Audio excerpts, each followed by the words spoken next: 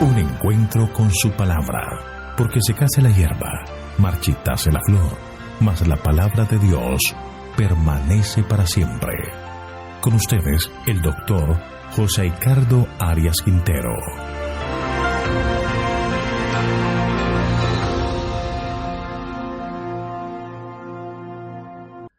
Vamos a estudiar Joel capítulo 2, la segunda parte. El día de Jehová. Te invito a orar. Padre nuestro que estás en el cielo, alabado, glorificado y exaltado sea tu santo nombre. Gracias te damos, Señor, por este día que nos regalas. Gracias, Señor, porque tú caminas a nuestro lado, fortaleciendo nuestra fe. Y por eso, Señor, confiamos en que nos acompañarás en el estudio de tu palabra, para que el Santo Consolador pueda tomar nuestras mentes y llenarlas del mensaje de tu palabra. Gracias, Señor, por tus bondades. Gracias, Señor, por estar a nuestro lado. Te lo pedimos y te lo agradecemos en el nombre de Jesús. Amén. Hemos estado estudiando el capítulo 2 del libro de Joel, uno de los capítulos más significativos del libro, y hemos visto cómo el Señor advierte al pueblo de Israel sobre la plaga de langosta, que significaría que el pueblo de Israel iba a sufrir una invasión terrible que destruiría con todo lo que está a su lado. Pero lo más importante es la declaración, el día de Jehová. Y ante el día de Jehová se envía al mensajero a tocar trompeta en Sión para llamar al pueblo al reavivamiento y a la reforma, con el objetivo de que este pueblo busque al Señor de corazón y evite esos acontecimientos terribles que puedan afectar a la nación, a su pueblo y a todos los de su alrededor. El estudio de este capítulo nos lleva a acontecimientos finales de la historia, donde el pueblo de Dios debe ser llamado a un reavivamiento y cumplir el cometido que el Señor le ha otorgado. Vamos a estudiar la tercera parte del capítulo 2 de Joel, y es lo que pasará con el pueblo de Dios si responde al llamado que Dios hace de convertirse y volver a Él, en la sección que va del versículo 18 hasta el versículo 27. Si el pueblo responde a su llamado de amor, entonces Dios responderá, versículo 18. Y Jehová, solícito por su tierra, perdonará a su pueblo. Dios limpiará el pecado de su pueblo, Dios lo restaurará, su amor y su misericordia hará que la reconciliación con su pueblo sea una realidad.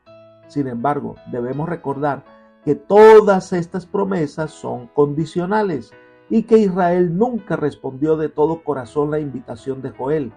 Esas promesas nunca se cumplieron en ellos. Sin embargo, algunos aspectos de estas promesas se cumplirán, en principio, en la iglesia cristiana. Estas promesas tienen que ver con la prosperidad que Dios les daría. Versículos 19 y 20.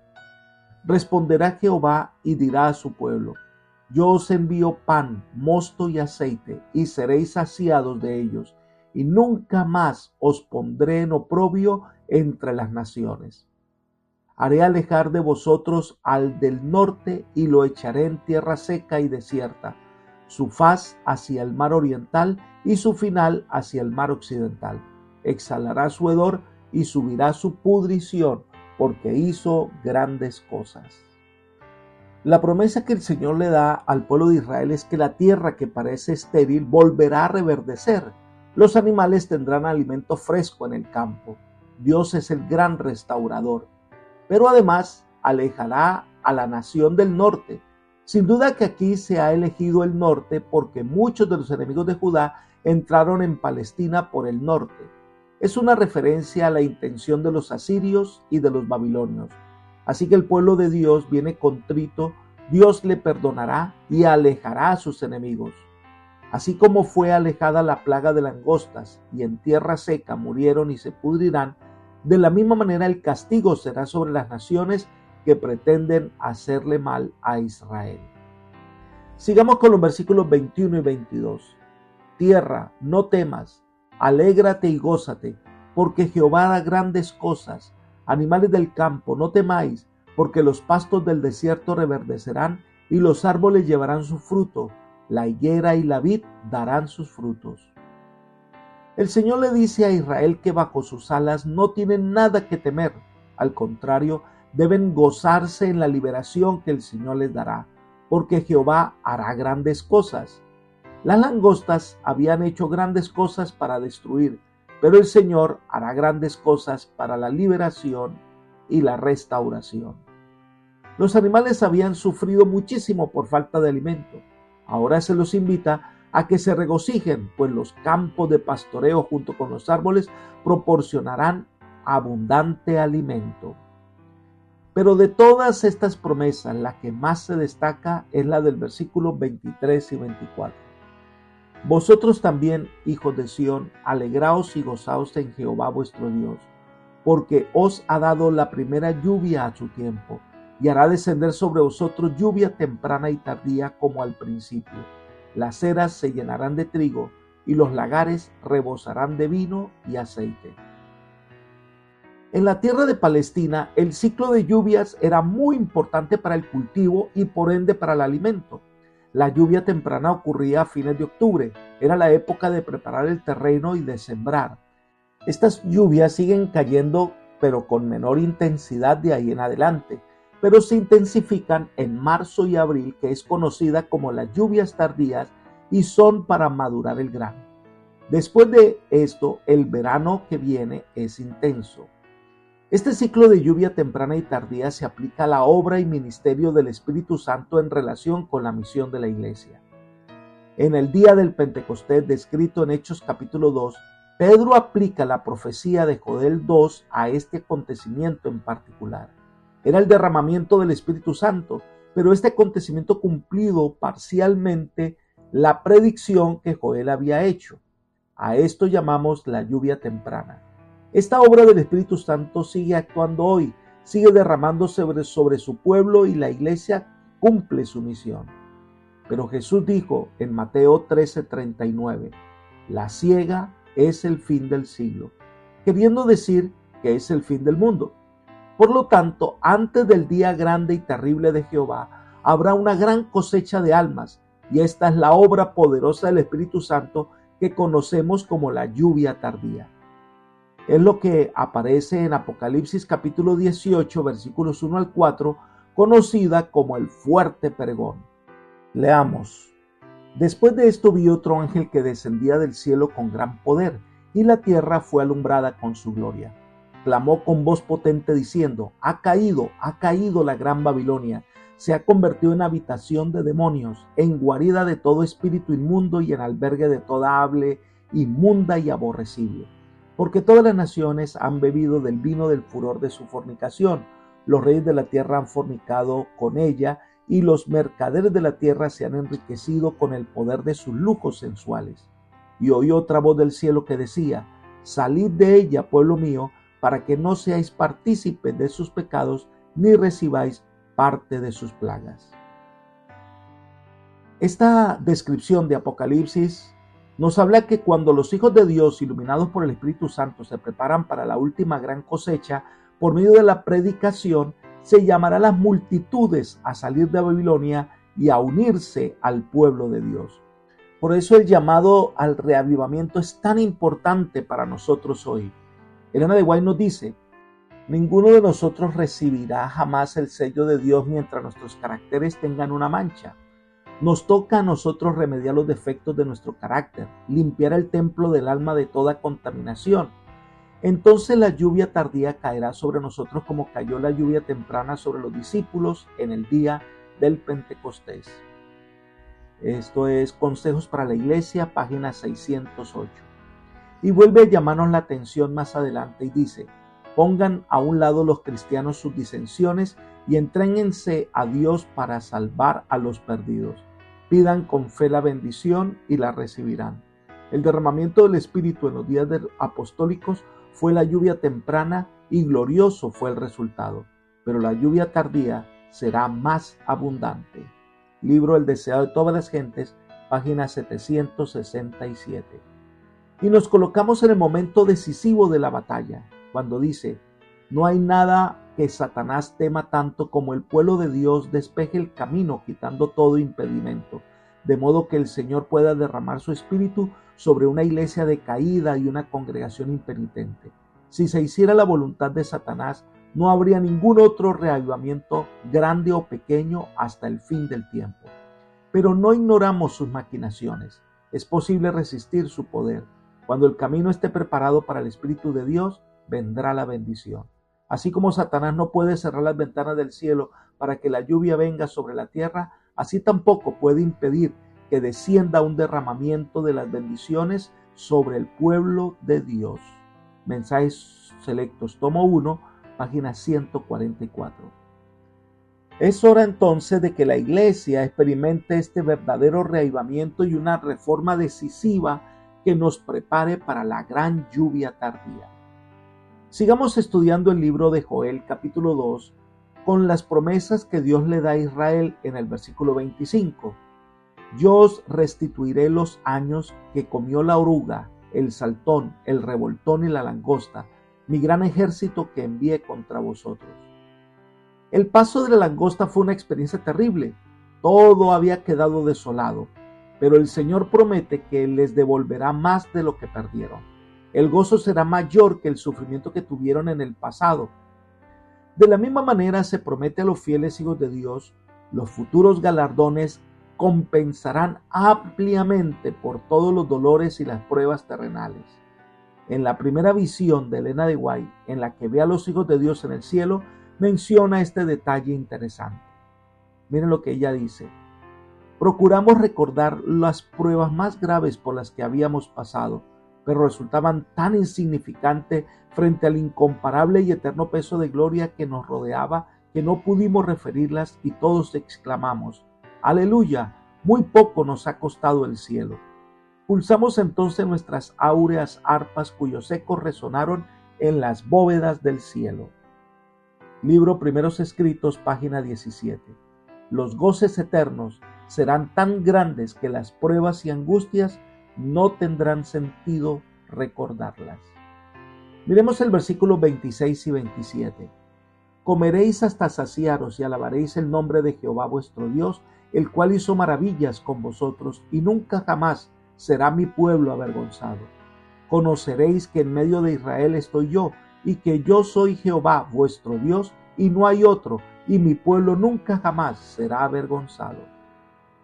Antes por la plaga de langosta los cultivos se perdieron, pero ahora por la bendición del Señor tendrán hasta saciarse. Nota de abundancia, ¿verdad?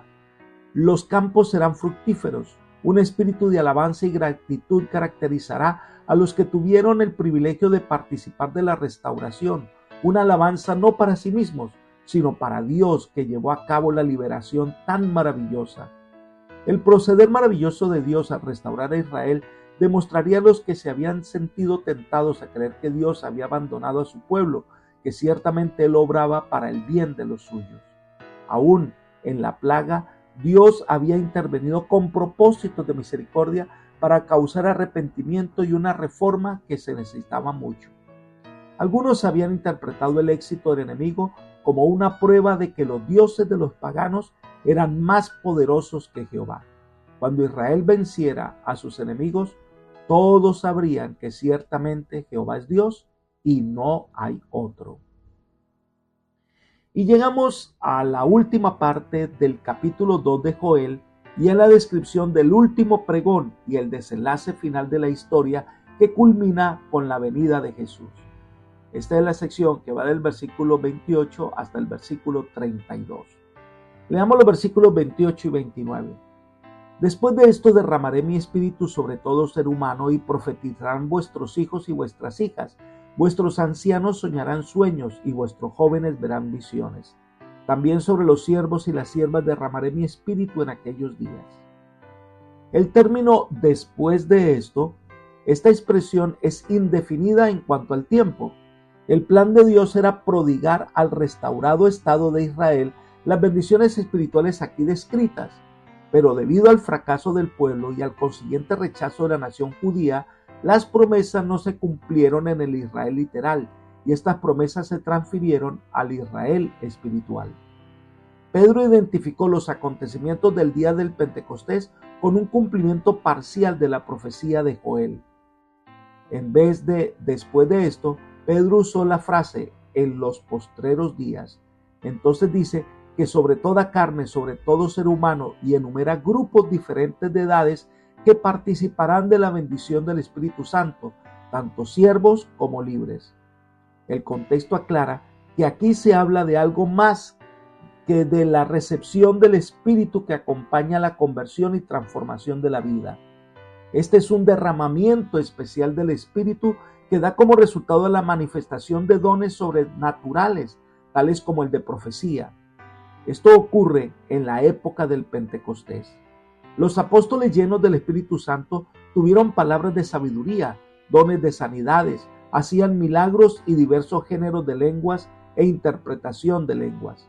Los acontecimientos del Pentecostés no fueron sino un cumplimiento parcial de la predicción de Joel. Las profecías, como dice Elena de White, alcanzarán su cumplimiento completo en las manifestaciones de la gracia divina que han de acompañar la obra final del Evangelio. Libro El conflicto de los siglos, página 12. En otra parte, Elena de White comenta: si esta profecía halló un cumplimiento parcial en los días de los apóstoles, estamos viviendo en un tiempo cuando se ha de manifestar aún más evidentemente al pueblo de Dios. Él derramará de tal manera su espíritu sobre su pueblo que éste se convertirá en una luz en medio de la oscuridad moral y se reflejará una gran luz en todas partes del mundo. Ojalá aumentara nuestra fe para que el Señor pudiera obrar poderosamente con su pueblo. Manuscritos 49 del año 1908. Los jóvenes tendrán sueños y los ancianos visiones. Son muestra que el poder del Espíritu Santo obrará en todos sin importar la edad. Sigamos con los versículos 30 y 31 de Joel 2. Haré prodigios en el cielo y en la tierra, sangre, fuego y columna de humo. El sol se convertirá en tinieblas y la luna en sangre antes que venga el día grande, espantoso de Jehová. En el día de Jehová habrá señales en el cielo y en la tierra, momentos de supremo terror para algunos, pero aviso de salvación para otros. Lo interesante es que dice que estos prodigios ocurrirán en el cielo, en la tierra, y agrega sangre y fuego y columnas de humo. Estos elementos siempre han formado parte integrante de los juicios de Dios sobre los hombres. El profeta intenta encarecer el terror y transformación universal que producirá la manifestación justiciera de Dios. Ahora, estas señales de Joel nos habla de un tiempo especial en el futuro que muestra el cumplimiento del tiempo.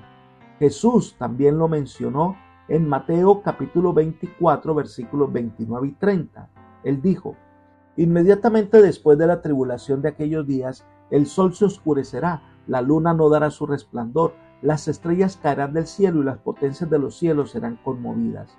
Entonces aparecerá la señal del Hijo del Hombre en el cielo, y todas las tribus de la tierra harán lamentación cuando vean al Hijo del Hombre venir sobre las nubes del cielo con gran poder y gran gloria. La tribulación profetizada por Daniel en el poder del cuerno pequeño actuará en contra del pueblo de Dios. Estas señales astronómicas señalan el comienzo del tiempo del fin que culminará con la venida de Cristo. También se mencionan estos fenómenos con la apertura del sexto sello en Apocalipsis capítulo 6 versículos 12 y 13. Miré cuando abrió el sexto sello y hubo un gran terremoto. El sol se puso negro como tela de luto, la luna entera se volvió toda como sangre, y las estrellas del cielo cayeron sobre la tierra como la higuera deja caer sus higos cuando es sacudida por un fuerte viento. Nos habla de un gran terremoto, el sol se oscurece, la luna se torna sangre, las estrellas caen del cielo.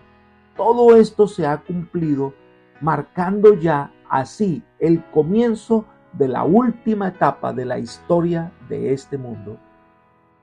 Cuando llegue el momento culminante de la historia, la gente estará confundida y la conmoción de los acontecimientos finales generan terror. Pero ¿quién podrá salvarse? ¿Quién podrá permanecer en pie? Y el último versículo de Joel 2 nos da la respuesta. Miremos el versículo 32.